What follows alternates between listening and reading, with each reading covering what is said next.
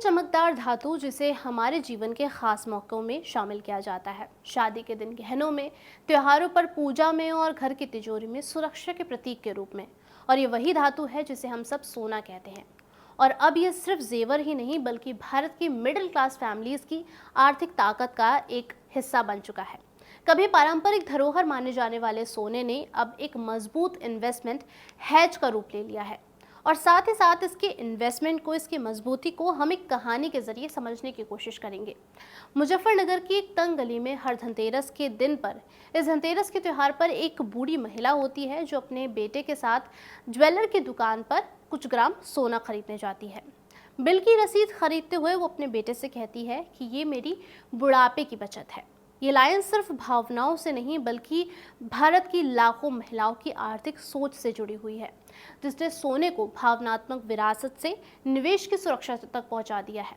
आज भारत के घरेलू परिवारों के पास जितना सोना है उसकी अनुमानित कीमत तकरीबन 3.8 यूएस ट्रिलियन डॉलर बताई जाती है, यानी कि भारत की जीडीपी के लगभग 88 से 89% के बराबर ये है।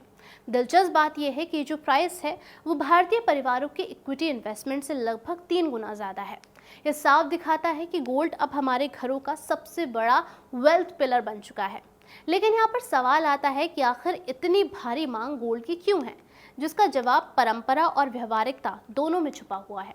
सदियों पुराना सांस्कृतिक जुड़ाव, त्योहारों और विवाहों की परंपरा और साथ ही साथ अनिश्चितता में इसकी सुरक्षा की भूमिका, ये सब कुछ मिलाकर गोल्ड जो है वो और खास बनता जाता है। जब महंगाई बढ़ती है या शेयर बाजार में उतार चढ़ाव होता है तब लोग छूने और देखने वाली असली संपत्ति पर ज्यादा भरोसा करते हैं। मिडिल क्लास की बढ़ती आय, सामाजिक पहचान की चाह में इस मांग को और ज्यादा बल मिल जाता है। हालांकि इस सुनहरी कहानी में कुछ छुपी चुनौतियां भी हैं।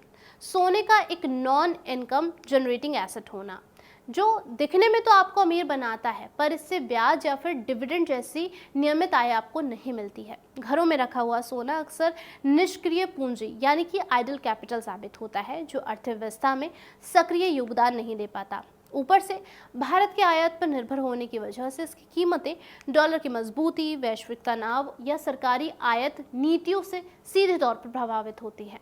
अगर आप स्थिरता और सुरक्षा चाहते हैं तो सोना अब भी एक स्मार्ट एसेट जो है वो बना हुआ है।